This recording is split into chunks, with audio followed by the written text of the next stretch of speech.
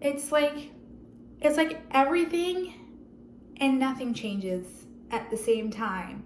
It's like your whole origin story has all of a sudden been obliterated and rewritten for you. You know, it's like you're in a parallel universe. It's like somebody decided to come in and rewrite your history. Everything that you thought was true about your upbringing and that you thought was true about yourself is no longer true.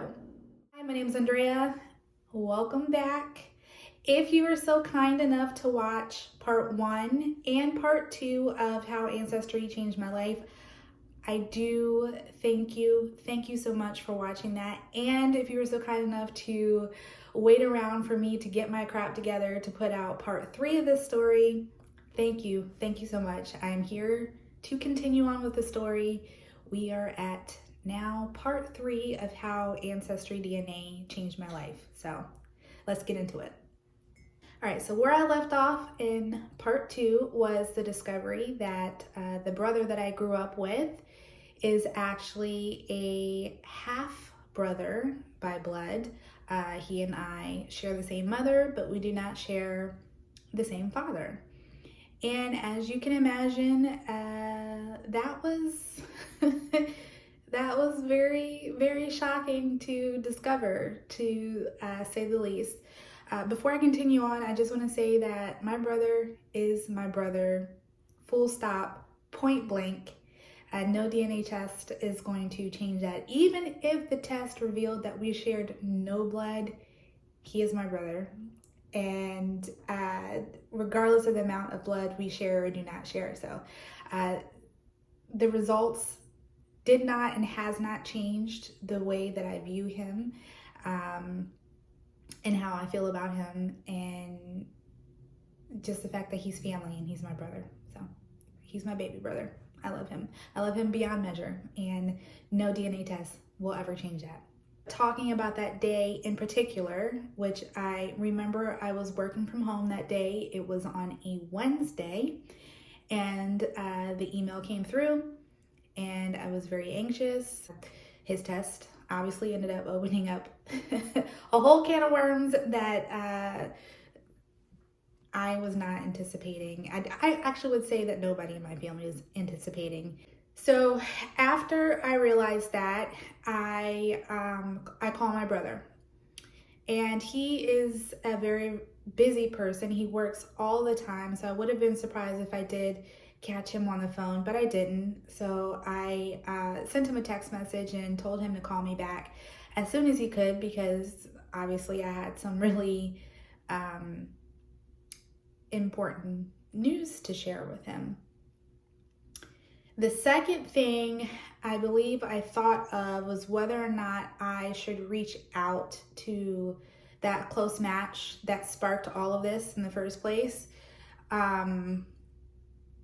Just to let them know that I suspected that their brother was probably my biological father. But I thought about it and I'm like, I don't even have a name. I don't know who this person could be. I don't even have legit confirmation from my mother of this information. Obviously I have confirmation from, a DNA test, but I don't have any information from my mother on this. So I wouldn't even know what to say to that person, hey, I think you have a brother that might be my biological father. And what am I going to say? I don't even know his name. Future editing me here. I did end up sending her a message the same day with the limited information I had, but more on that later. Can't remember if I said in a previous video that I had reached out to her before and she agreed to exchange emails, and that when I sent her an email telling her what I knew about myself at the time, she didn't respond. So my guess is that she got the email, read it, and was just kind of like, I don't know, and then just decided to leave it at that. I think I had followed up with her about once or twice after the initial email that I sent. and received no reply from her. So I just assumed that that was going to be kind of dead in the water unless at some point she decided to reply. I decided to call my mom, and I decided the approach I'm going to take with her is a calm approach. I want it to be as calm as possible because I didn't want to put her on the defense. I wanted her to feel comfortable and open enough to share her truth, because at the end of the day, even though it's alarming to find that information out as a child, I'm like, I know my mother, and she doesn't have a nefarious bone in her body. So I'm thinking that if she's aware of this information and she didn't tell me for all of this time, like she has a good reason, or what she thought was a good reason for not telling me. Maybe something bad happened, I don't know. So I called her. I remember that I was really shaky. I had a lot of adrenaline pumping through me because I had no clue what I was about to step into, no clue what she, may or may not reveal to me. And then she could tell immediately by my voice that something was up, and so much so it prompted her to be like, what's wrong? Is everything okay? And of course, I had to tell her, yes, everything's okay physically, but obviously I am distraught about something. So I basically said to her that I have some things that I need to ask you. I'm nervous and I'm scared to ask you, but I need to know. So I could kind of tell that she was bracing herself. And then I just put it out there. I hesitantly asked her, did you know that Dad's not my dad? And she just kind of sighs and she goes, we need to talk. So that there was the major confirmation from her that DNA does not lie. Who I thought was my biological father is not my biological father, and there is more to the story that she needs to tell me. So as you can imagine, it was a very emotional conversation between us. She didn't tell me anything over the phone, just an emotional, just confirmation that the dad that I grew up with and that she is still married to is not my biological father. She kind of struggled over the years to tell me the truth and never found that, right time to tell me the truth. And then obviously the dad I grew up with is aware of this fact too. So the both of them never sat me down to tell me the truth about my paternity.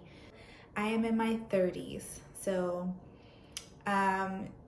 it took until my 30s to know the truth, and it took me taking a DNA test and finding out on my own. And if you can't tell from my tone, there's some mixed feelings there, because of the fact that I decided to do AncestryDNA was no secret to anyone. They knew I was doing, my parents knew that I was doing it, and they knew that I was researching and trying to build a family tree. I, would periodically ask them questions about, their older family members, anything that they remembered or they knew, and not at any point did that segue into a conversation about, hey, maybe we should sit down and talk about this. So I don't know what they were thinking in their heads, that, me doing this research wouldn't prompt them to, bite the bullet and have this tough conversation with me. But they didn't. I had to find out on my own. So, it is what it is. So later in the evening, I went over to my parents' house and sat down with my mom in their living room. My dad was in the middle of doing yard work. So it was mostly just me and my mom who had this conversation. Now, one thing I can say that I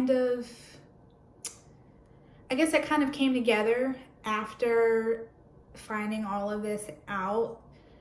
You know how like when you find out certain information and then you start kind of thinking about things, just little innocuous moments here and there in the past that kind of start to like fill in the blanks for you. You know when they say hindsight is 2020 vision, or 2020 vision is hindsight, something like that, whatever that quote is.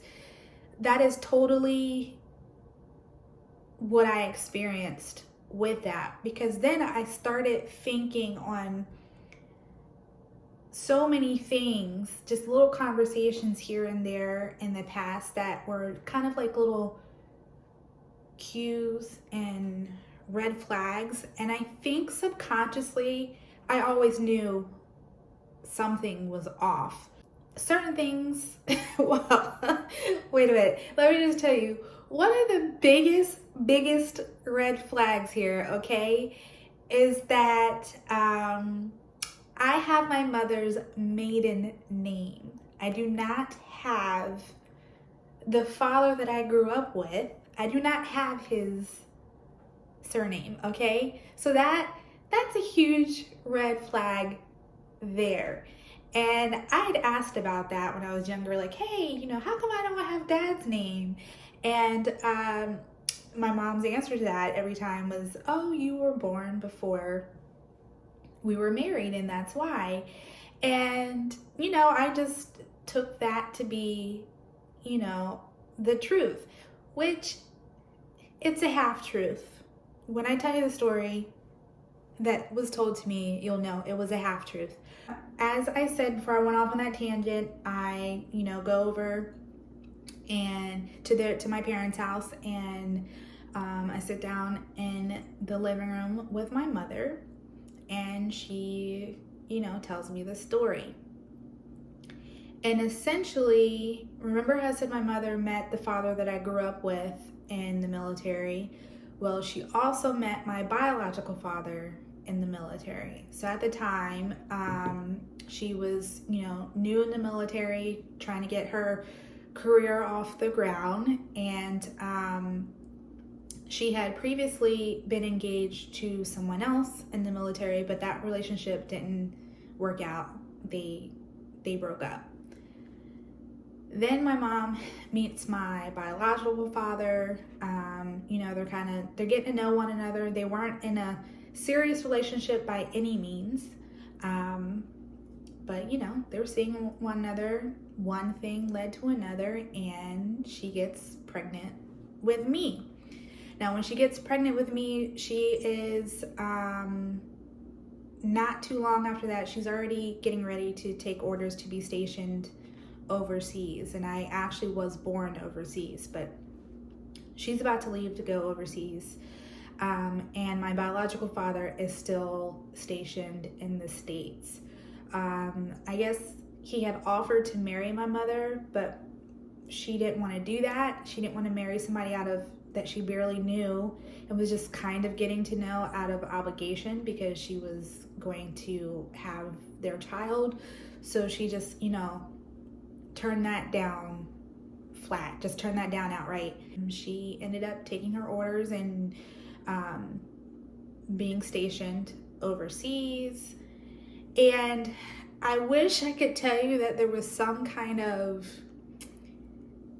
huge climatic fallout between them two that would explain why we are where we are today with this whole story, but I can't, because essentially she leaves, she goes overseas, their communication is spotty at best, writing letters, this is pre, email, and well, I mean, the internet was around, but I don't think people were using email like that, you know what I mean?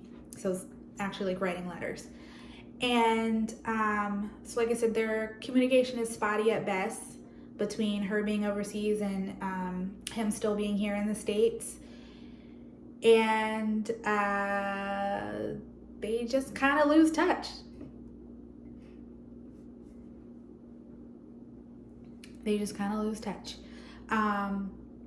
Eventually, my mother reconnects with her ex-fiance, who is not the father that I grew up with. They reconnect. They get re-engaged. They're both overseas together because he ended up being stationed out where my mom was too at the time. So they're together while she is pregnant with me. And I'm actually, she hasn't fully admitted to this, but she's kind of said that he played into it, but I'm kind of named after the guy that she was re-engaged to while she was with me. My name's Andrea. His name is Andre, so they were going to be together for all intents and purposes, But unfortunately, that relationship, once again, did not work out. So my mother, for a period of time, was a single mother in the military and trying to build up her military career. She did have a couple of instances where she did see my biological father after I was born. But she can't tell me what happened after that. She just doesn't remember. They just didn't keep in contact. So she's telling me this story, and I'm kind of processing everything, and I'm like, what the heck? For one, I'm expecting this story to be kind of this huge, this huge dramatic thing that would explain why I wasn't told the truth when I was little, because there was no affair. Nobody's marriage was broken up over, my conception. Thankfully, there was no foul play with my conception. It's just that two young people, accidentally got pregnant and obviously didn't handle the situation very well and didn't stay in contact. What the heck, right? So all this information is just, swirling around in my head while she's telling me this story. I asked her, I'm like, well, do you remember his name? Yes, she gave me a name. His surname did happen to match that of the woman who I highly suspect at that point, is my paternal aunt from my biological father. Sorry, that was loud. So, that matches. And, so yeah, I'm just like, what do I do with this information? Well, I have more information. My mother remembered, where he was from. And so I decide after this conversation with her, and mind you, I'm telling you guys this, I'm recounting this story very calmly to you guys because obviously I've had some time to process all of this, but at the time it was a pretty emotional conversation. I was crying a lot through it because it was just a lot to find out something like this. When you tell people the story, they mean well and they want to be comforting, and they say things oh, well, your family's your family, that doesn't change anything, which is not inherently wrong. But it's like everything and nothing changes at the same time. It's like your whole origin story has all of a sudden been obliterated and rewritten for you. It's like you're in a parallel universe. it's like somebody decided to come in and rewrite your history. Everything that you thought was true about your upbringing and that you thought was true about yourself is no longer true. And so I kind of get a little bit emotional just thinking about that aspect. It's like, it's really hard to explain, but I think the best way to explain it is how I said it. It's like everything and nothing changes at the same time. So, like I said, that conversation with my mother was very hard. It was very emotional. It was a lot to process. It's weird because I'm trying to balance my own emotions, but I also I felt bad for my mother that, she had to be a single mother for a point in time. And I'm sure that was a very challenging and difficult time for her.